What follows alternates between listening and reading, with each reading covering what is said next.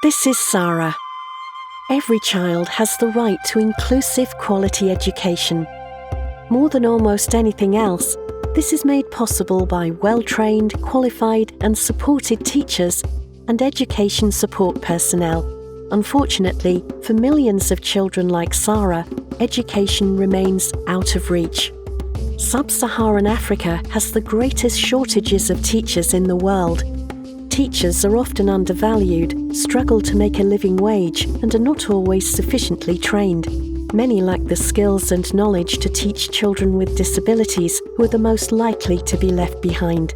All too often, teachers work in overcrowded classrooms, sometimes with hundreds of children squeezed into rundown buildings or huddled under trees. Teachers and education support personnel are the bedrock of inclusion. But even when governments do prioritise education, they often don't allocate enough money to recruit and train the staff they need. Meanwhile, each year, billions of dollars are lost on unfair tax, harmful corporate tax incentives, and debt. The COVID-19 pandemic has exacerbated inequalities worldwide, increasing the risk of exclusion for the most marginalised.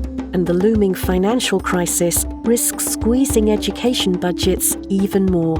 Unless something is done, millions of children will be denied their right to education.